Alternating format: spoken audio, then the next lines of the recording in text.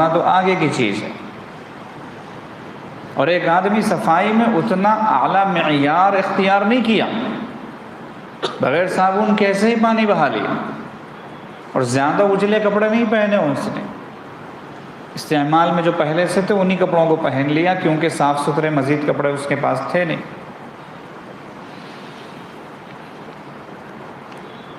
بلکہ نہانے کے لیے بھی کبھی کبھار اس انسان کے پاس اسباب نہیں ہوتے ہیں تو بغیر نہائے بھی آ جاتا ہے جمعہ۔ نبی علیہ السلام کے زمانے میں مدینہ منورہ کی مسجد میں، مسجد نبوی میں، کچھ لوگ دیہات سے آ جایا کرتے تھے۔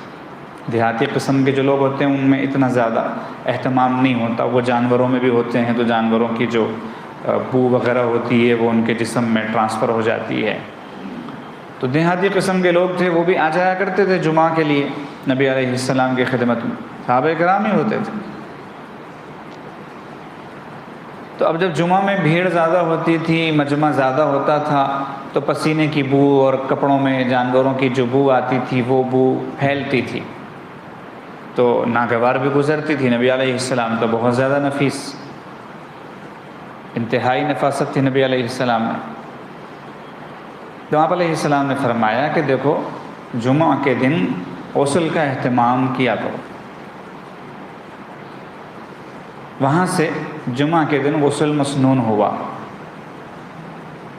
اور پھر اس میں حضرات فقہاء کرام میں یہ بات ہوئی کہ جمعہ کے دن کے لیے غسل کرنا ہے کہ جمعہ کی نماز کے لیے غسل کرنا ہے۔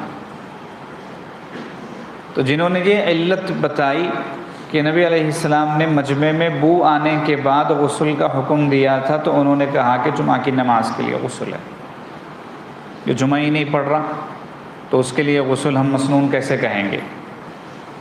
بعضوں نے فرمایا کہ جمعہ کے دن کی سنت ہے غسل کرنا، چاہے مسافر ہونے کی وجہ سے جمعہ کی نماز نہیں پڑھ رہا ہو، ظہر ہی پڑھ رہا ہو انفرادی طور پر، لیکن جمعہ کا اہتمام کر لے تاکہ جمعہ کی نماز پڑھنے والے جو اہتمام کرتے ہیں ان کے ساتھ مشابہت اختیار کر لے۔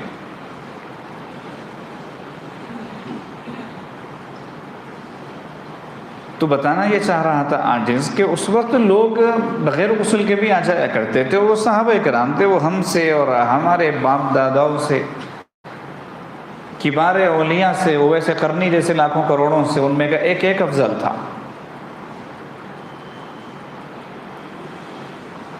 وہ صاف بے شک نہیں تھے لیکن پاک تھے۔ آج ہم صاف بہت ہیں لیکن پاک نہیں۔ تو یہ قرب جس کو ملتا ہے نا وہ پاک کو ملتا ہے، صاف کو نہیں ملتا۔ اور جیسے عاجز نے بتایا کہ صفائی بہت ہے، دین ہے، دین کے کام ہے، نمازیں ہیں، تلاوت ہے، ذکر اذکار ہے، مراقبے ہیں، تہجدیں ہیں، سب ہیں، صفائی بہت ہے، پاکی نہیں ہے، پاکی نہیں ہے۔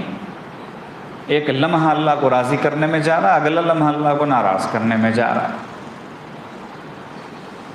اس کی کئی شکلیں ہیں، کئی طریقے ہیں، مختلف موقعوں پر عاجز نے ان کو بیان کیا بھی ہے۔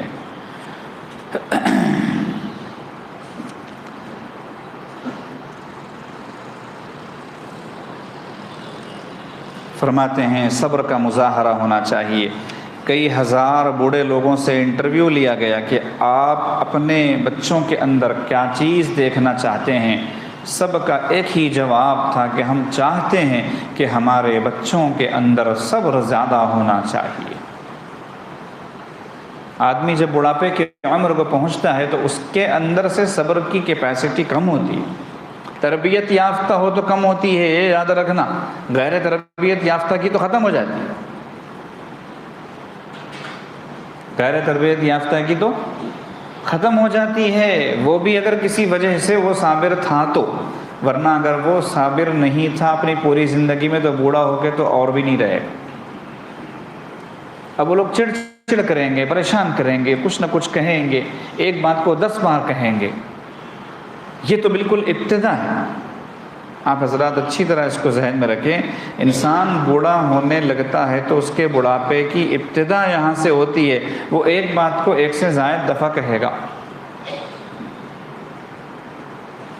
اب اب جوانوں کو، اولادوں کو پریشانی ہوتی ہے کہ یہ تو بتا چکے پھر بول رہے، آپ چڑھیں گے وہ تیسری مرتبہ بولیں گے، اب اور غصہ آئے گا آپ کو کہ پھر بول رہے ہیں۔ تو بوڑھے لوگوں کی ابتدا یہاں سے ہوتی ہے کہ وہ ایک سے زائد دفعہ بات کریں گے، آپ ہر دفعہ ایسے سنیں جیسے ابھی سن رہے ہیں۔ یہ ہے سعادت مند اولاد۔ صبر ہونا چاہیے۔ مشہور بھی ہے نا کہ واقعہ ایک بوڑھے نے اپنے بیٹے سے پوچھا کہ یہ پرندہ جو یہاں پر بیٹھا ہوا ہے کیا نام ہے اس کا، کون سا پرندہ ہے؟ تو بیٹے نے کہا کہ یہ فلاں پرندہ۔ اب اس باپ نے دوبارہ پوچھا، اس نے دوبارہ ذرا تیز آواز میں جواب دیا۔ اس نے تیسری مرتبہ پوچھا تو اس نے تو تیسری مرتبہ جھڑک ہی دیا، 2 مرتبہ تو بتا چکا میں، اتنی سی بات یاد نہیں رہتی، آپ کو نہیں معلوم؟ تو باپ نے مسکرا کے جواب دیا کہ بیٹے بچپن میں تم نے اسی سوال کو ایک دفعہ 30 بار کیا تھا، 30 بار، اور میں نے ہر مرتبہ پہلی بار ہی کی طرح جواب دیا تھا کہ بیٹے یہ فلاں ہے، اور تم تیسری مرتبہ میں مجھے جھڑک دی۔ تو گویا اس وقت میرے اندر جو صبر تھا تمہارے اندر اس کے مقابلے میں 27 گنا صبر کی کمی۔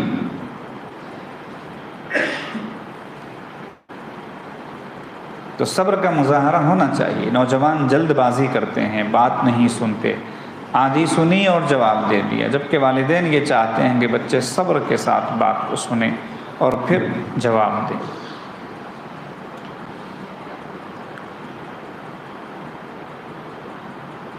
وہ جو واقعہ ہے نا تفسیر بغوی کے حوالے سے حضرت فرما رہے ہیں، تفسیر ہے مشہور تفسیر، بنی اسرائیل کے لیے حکم ہوا تھا کہ ایک گائے ذبح کرو۔ انہوں نے سوالات شروع کر دیے تھے کہ وہ کیسی ہو، پھر اللہ کی طرف سے جواب بھی آئے وہ ایسی ہو۔ شیاطین تھے وہ، اول روز سے شیطان ہے وہ، تو اللہ پاک بھی ان کے ساتھ ویسے ہی کرتے ہیں۔ پورا صفحہ ہے نا سورہ بقرہ کے ابتدا میں، ایسی ہونی چاہیے، ایسی ہونی چاہیے، ایسی ہونی چاہیے۔ آخری سوال جب انہوں نے کیا اس کے بعد سوال بچا بھی نہیں، اور اس کا جو جواب آیا تو ان لوگوں نے کہا کہ انشاءاللہ ہم کل تک کر لیں گے۔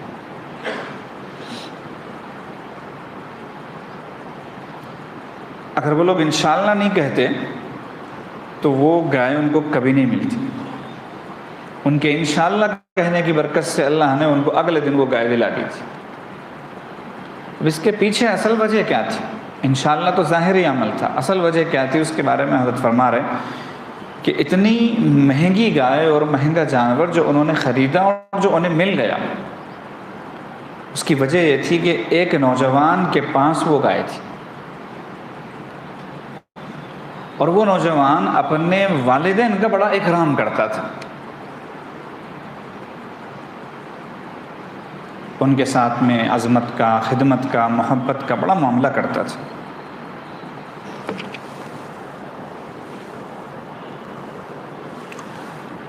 تو ماں باپ کے اکرام کی وجہ سے اللہ پاک نے اس کی گائے کو ذبح کرنے کے لیے متعین فرمایا، یعنی یہ نالائق پوچھتے رہے اور اللہ کی طرف سے جواب اس کی گائے کو دیکھ دیکھ کر آتا رہا کہ اللہ کے ذہن میں تھا وہ وہاں ہے فلاں جگہ، تو اللہ پاک بھی جواب دیتے رہے پھر ایسی ہونی چاہیے، ایسی ہونی چاہیے، تاکہ اس بچے کو ماں باپ کے اکرام کی وجہ سے بیٹھے بٹھائے منہ مانگی ایک بڑی قیمت مل جائے، اور دنیا میں ظاہری اعتبار سے ماں باپ کی خدمت کا اسے صلہ ملے۔ تو جو ماں باپ کا اکرام کرتا ہے اللہ پاک اس کے رزق میں آسانیاں پیدا فرماتے ہیں، اور یہ بات طے ہے کہ والدین کے اکرام کی وجہ سے عمر بھی بڑھتی ہے اور روزی روٹی میں بھی اللہ پاک خوب برکتیں عطا فرماتے ہیں۔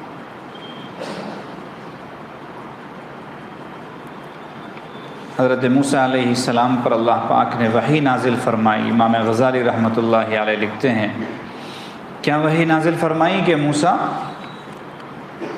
جو میرا نافرمان مگر ماں باپ کا فرما بردار، میں اس کا نام اپنے فرما برداروں میں لکھ دیتا ہوں، اور جو میرا فرما بردار مگر ماں باپ کا نافرمان تو میں اپنے نافرمانوں میں اس کو شمار کرتا ہوں۔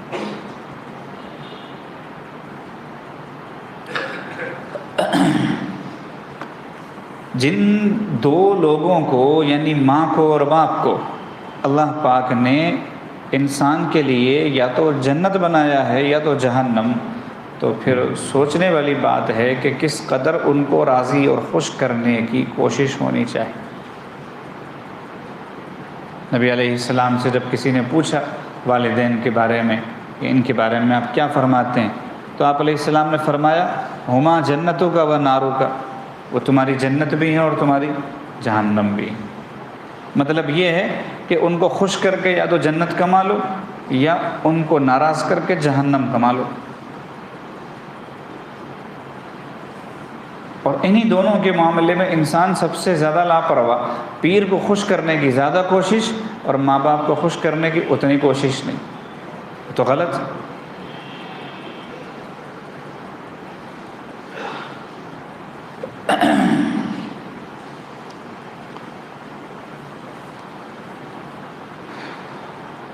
فرماتے ہیں بعض نوجوان اس وجہ سے پریشان ہوتے ہیں کہ وہ دینی مجالس میں آنے کی وجہ سے دینی زندگی اختیار کر لیتے ہیں، مگر ماں باپ کی طرف سے ان کو تعاون نہیں ملتا بلکہ ماں باپ سختی کرتے ہیں۔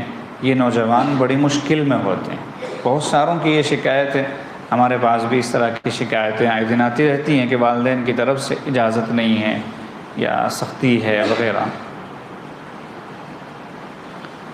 حضرت فرما رہے ہیں ان نوجوانوں کو چاہیے کہ ماں باپ کے ساتھ سخت نہ بنیں بلکہ ماں باپ کی سختی پر صبر کریں اور اللہ پاک سے دعائیں مانگیں تاکہ اللہ تعالیٰ ماں باپ کے دل میں محبت بڑھا دیں اور وہ سختی کرنا چھوڑ دیں۔ بس یہ ایک ہی کام، اس سے زیادہ کچھ نہیں ہے۔ دعائیں مانگیں بس اللہ سے۔ آپ کی زندگی جتنی پاک ہوگی گناہوں سے، اللہ کی نافرمانی سے، اسی قدر آپ کی دعائیں بھی قبول ہوں گی۔ اور جب آپ دعائیں کریں گے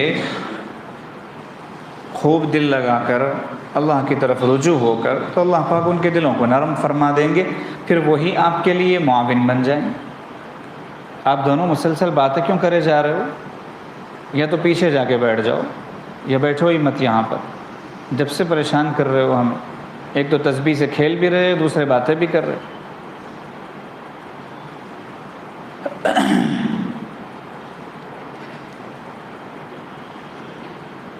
تو ماں باپ کے لیے صرف دعائیں کرنی چاہیے۔ بہت سارے نوجوان یہ بھی پوچھتے ہیں کہ ہم ان کو بتائیں کیا صحیح ہے کیا غلط۔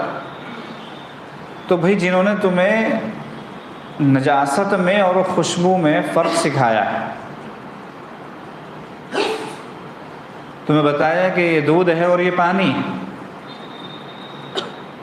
اور تمہارے منہ میں جب ایک ایک کر کے دانت نکل رہے تھے تو ان کی گنتی وہ تم سے پہلے جانتے تھے۔ تم کو تو معلوم بھی نہیں تھا کہ یہ میرے منہ میں جو چیز نکل رہی ہے یہ دانت ہے اور یہ مجھے پریشان کر رہی ہے۔ تمہارے والدین کو معلوم تھا کہ یہ دانت نکل رہے ہیں اور یہ بچے کو پریشان کر رہے ہیں، تو اس کا تدارک کیسے ہونا چاہیے، ان کو تم کیا دعوت دو گے اور کیا سکھاؤ گے، ان کو معلوم ہے پہلے سے۔ اور اگر مان بھی لو کہ معلوم نہیں ہے تو اس کا طریقہ یہ نہیں ہے کہ آپ معلوم کروائیے، بلکہ آپ بہت خاموش انداز میں ایسی کوئی شکل اختیار کیجئے کہ کوئی دوسرا انہیں بتائے، آپ نہ بتائیں۔ جو بھی تابع ہو اپنے متبوعوں کے لیے اگر اسے دین پر نہ دیکھے، ہر چھوٹا اپنے بڑے کے تعلق سے کیا کرے گا؟ دعا کرے گا۔ یا زیادہ سے زیادہ گھر میں دینی کتابیں مہیا کرو، وہ پڑھیں گے، ان کو تبدیلی آئے گی زندگی میں۔ اب کتابوں کا دور نہیں رہا، بیان لگا دیا کرو، لیکن وہ بھی لڑ بھڑ کر نہیں۔ اگر بیان لگا اور والد نے کہا کہ نہیں بیان بند کرو تو اسی وقت بند، اسی وقت بند، اور خوشی سے بند، یہ نہیں کہ ان کو جھڑک کر بھڑک کر یا ان کے سامنے ناراضگی کا پہلو اختیار کر کے۔ اپنے کسی عمل سے، اپنی کسی حرکت سے محسوس بھی نہیں ہونے دینا کہ مجھے آپ کے اس عمل سے تکلیف ہے، چاہے وہ کتنے ہی بڑے بے دین ہوں۔ اس میں بہت بے اصولی ہوتی ہے، اچھی طرح سنیں اس موضوع کو۔ دعوت کے اچھے عنوان سے والدین کو بھی گھیرے میں لے لیتے ہیں، بالکل غلط ہے یہ طریقہ